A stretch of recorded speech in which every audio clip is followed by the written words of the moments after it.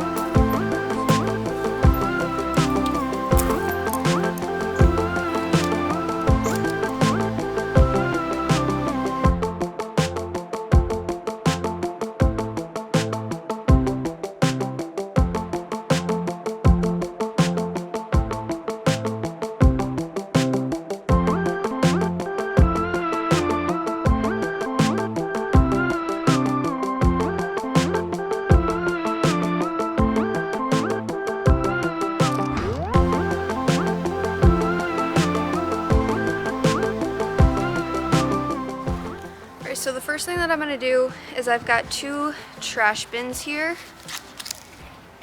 and I'm gonna use one for actual stuff that we're just gonna yard waste and get rid of, and then the other I'm gonna fill with stuff to put into my compost, because I wanna save as much of this stuff as possible, but if I know that anything was diseased, we wanna get that out of the garden and don't ever put it back into like your compost. It's gonna end up back in your garden. So we're gonna start here with the tomato plants. All of these are gonna just get thrown into the yard waste.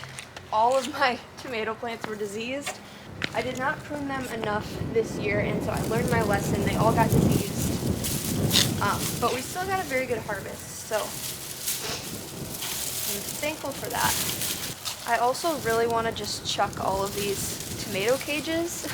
Half of them I think are broken, and the other ones I guess are fine, but I just don't love tomato cages. They just are so like in the way, but I know that they're necessary, otherwise your plants would break. Like, look at this tomato cage. You'll see that? This leg is just totally bent. That's gonna go to the trash.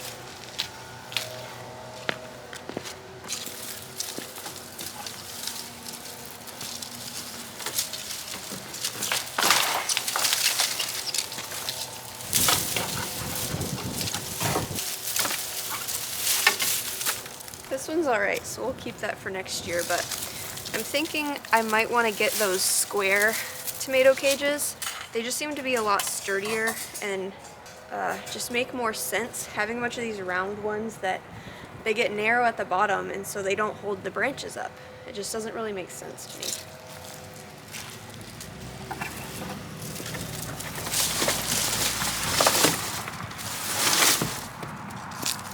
I definitely planted these tomato plants too close together this year. I just always get a little bit too ambitious, and I want to grow more than what my garden bed can actually hold. So this is my reminder to myself next year, don't be greedy. You gotta give your tomato plants room to grow. Otherwise, they get diseased. Like, do you all see this tomato cage right now? That is not doing anything.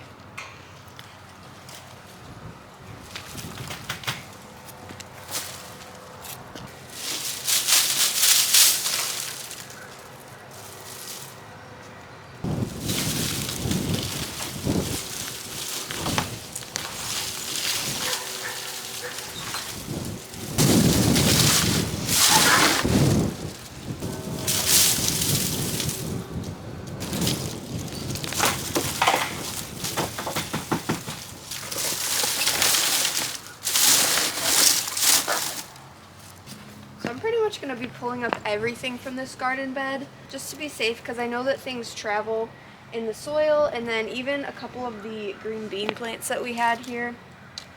Some of them looked fine, but some of them kind of looks like they had a problem, so we're just gonna get rid of those. And then we also had a tomato plant over here that I planted last minute, and it also didn't do very well, so I'm just gonna get rid of all this. And also pull out any weeds that you see, because we are going to be insulating this and kind of packing it in, so we don't want to be harboring those weeds in there. Found a carrot.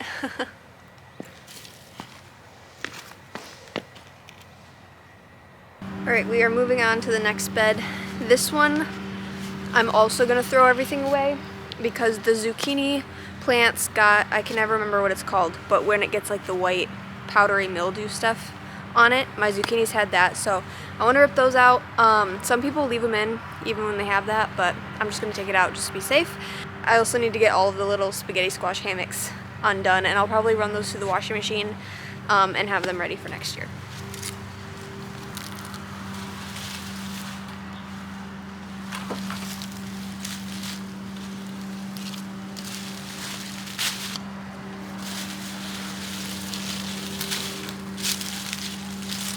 Look at how big these zucchini plants are.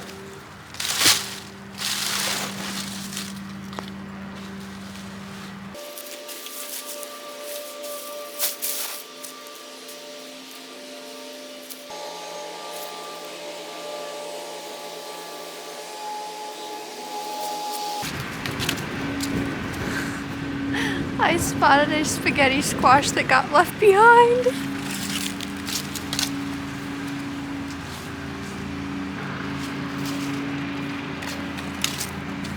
It's a little squishy. Gross. My sweet husband took care of all of the last harvesting while I was away in Florida, and I guess he missed one. That's okay. That's really funny. Now I'm just gonna go through and cut all of the vines off. Ow. I forget how pokey these things are. I feel like that'll be easier to just cut them rather than trying to like pull them down through all of the grates.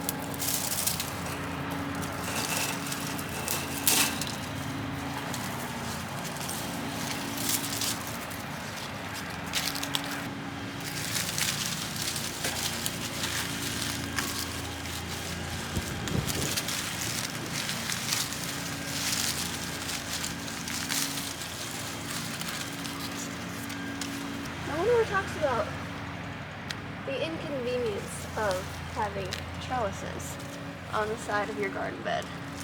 Makes it so that you can't reach in. You have to get in the bed if you want to be able to clean anything up.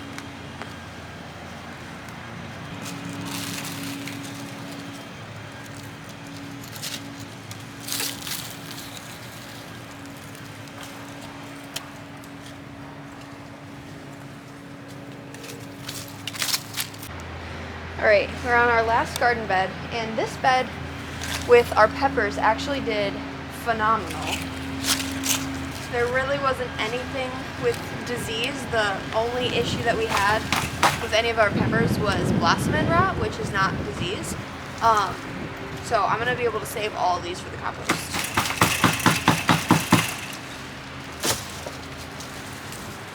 These are hardy, man.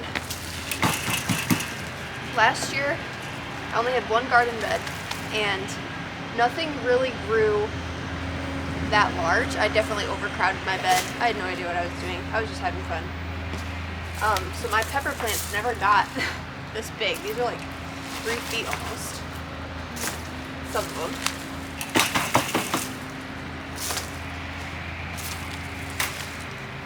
There are a ton of leaves that have just fallen off of the plants. And I'm just gonna leave them in here because over the winter they're just gonna decompose and we'll call it compost. So that makes our job easier.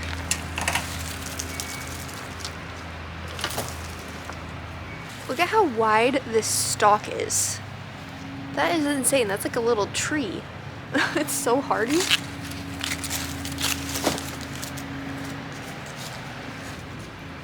This is feeling so good to get this done because that window right there is our dining room. And so every day I would look out and just look at the dead garden beds and just think of how I need to come out here and clean this up. And so I'm just really happy to be getting it done today.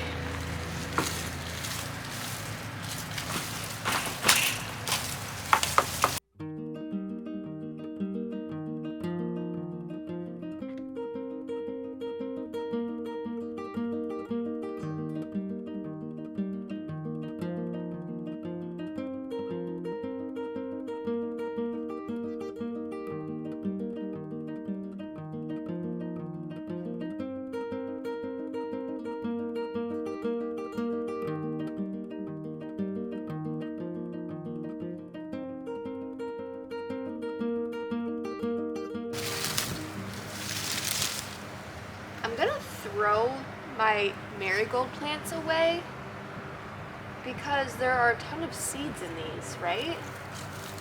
That's actually something I don't know the answer to. Should you not compost these?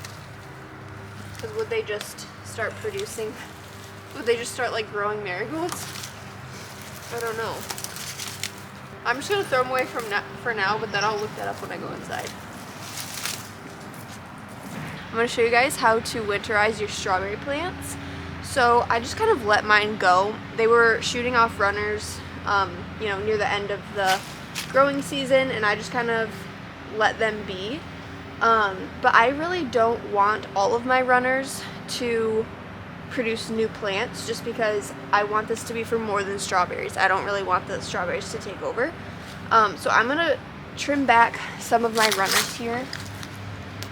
As you can see, that one already decided to make root, so unfortunately, don't think about it, just throw it away if you don't want it.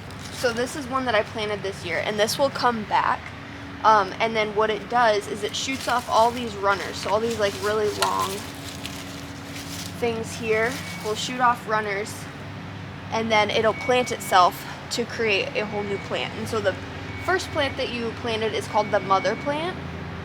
I want to keep this one going so that next year it has even bigger, better strawberries. But what I want to do is clip off any of those runners, and you'll be able to tell because there'll be long stalks or stems, and it'll have rooted itself again, so it'll be like tight, like it'll be connected to 2 plants. You'll just want to cut those off, and then go around and grab all of the leaves kind of up in a little bundle like this, and then just cut off like 1.5 inches of all of those leaves and leave this base right here. You really don't want to harm any of this because that is your new growth for next year, so you don't want to harm this part. So I probably am leaving more space than I need to. I've seen some people go like really close, but I just don't want to damage anything, so I'm going to leave that like it is. And then I'm just going to go around and find all of my other mother plants and do the same thing to all of them.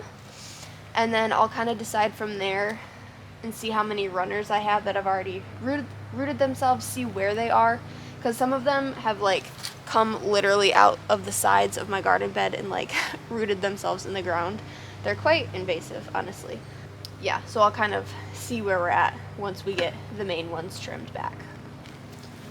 I don't know if y'all can see this very well, but see how some of my strawberry plants have literally rooted themselves right next to the wall of the garden bed? I'm gonna pull these out because I don't want them to be right there. So I'm just gonna sacrifice this plant because it's not good placement for it. But you can totally, you know, give this to a friend or pot it up and move it somewhere else if you wanted to. And when you're doing this, you really want to make sure that these have already reached like the dormancy process to where they're starting to go dormant. And basically that happens after a couple of hard frosts. And I know that we've had that. We've had significantly cold weather for several weeks now. So I'm probably even late to the game. Just, you want to note that these plants have already gone into the dormancy phase. Otherwise, you might harm the plant. So just keep that in mind.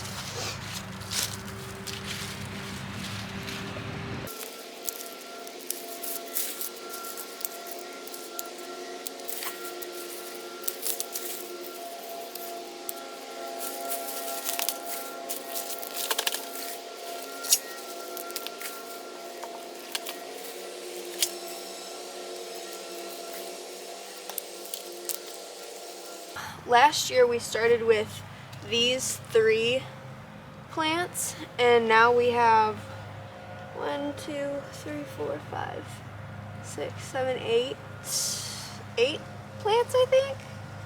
And to be honest, I'm sure that I missed some and that I didn't get all the roots out or something, and that new one's like right here. I think that's one right there that I would have totally missed. And so I'm sure that there will be more that come up next year that I didn't see, but we'll just reevaluate next year, and if I have to pull them up while they're growing, then that's fine. So no big deal.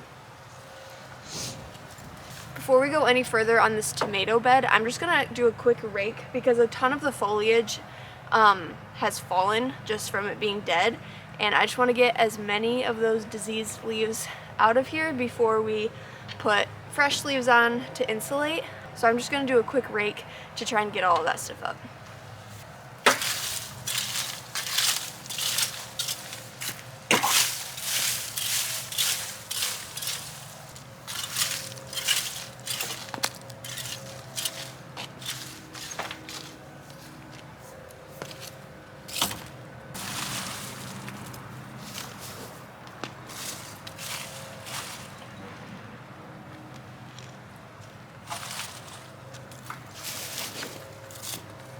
We're moving on to our flower bed, and you guys see how nuts this looks? Looks so bad. So overgrown and crazy. Let's clean it up. And like I said, I did not look up whether or not you should compost your dead flowers, because all of the seeds are in all of these buds here, and I don't know if that would like start to grow in the compost.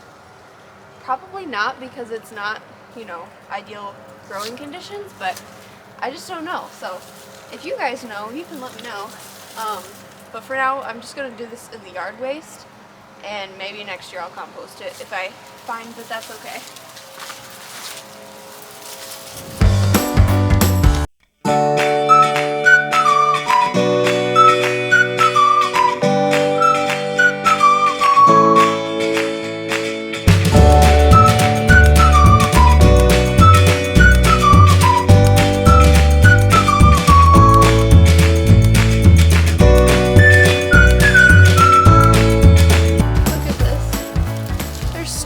Petals on our zinnias and some cosmos, actually. That's impressive.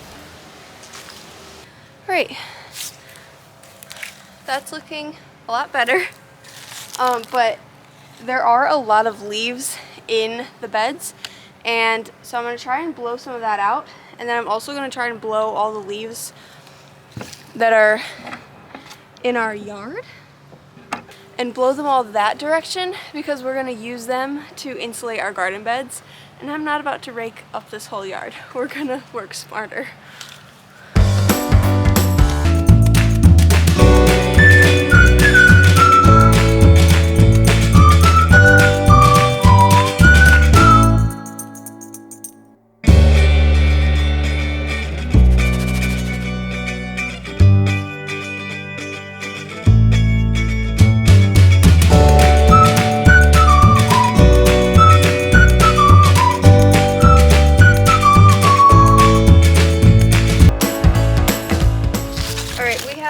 a nice big pile of leaves here, and we're just gonna do a good layer of that on top of the bed. That just helps specifically your strawberry plants to be insulated throughout the winter because they can be damaged if they aren't. It also helps them from heaving up out of the soil because that could expose their roots, which isn't good. And then it also just helps to preserve your soil for next year, and it'll start to decompose, so it'll act as compost. There's just a lot of good reasons to do it, but I also have skipped this part in the past and it's worked out well. If you have compost, I would put that in now before the leaves. I'm skipping that this year also because my compost was not ready. So do compost and then leaves.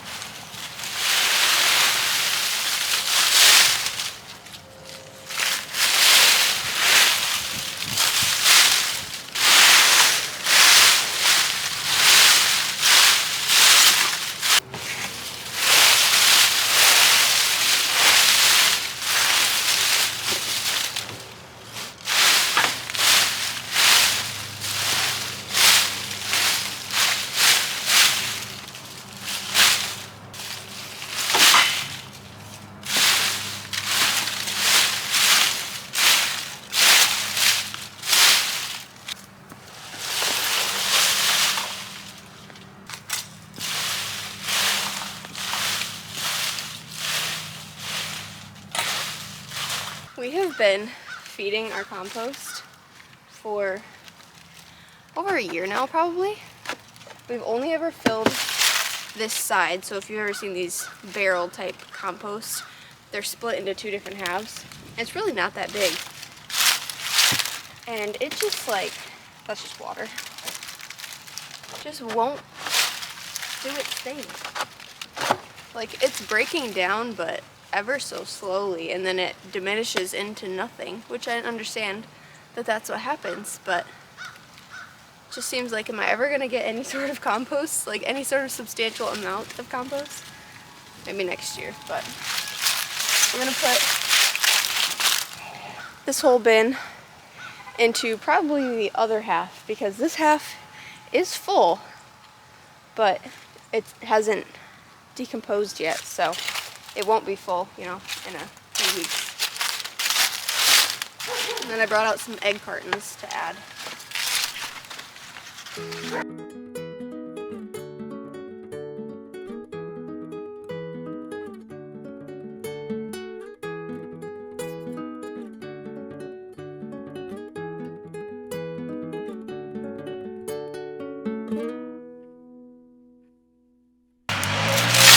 Forget about the spaghetti squash.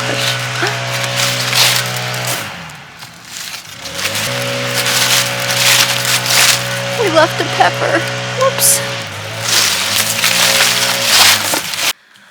Alright.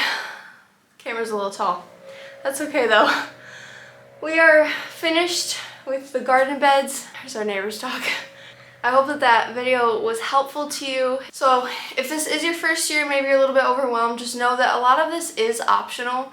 Like, if you plant seeds, seeds are gonna grow. It's just how well are they gonna grow? How big are your fruit gonna be? How, you know, pest resistant and disease resistant are they gonna be? So you're really just making it easier on yourself next year by doing a good job of putting your garden away in the fall.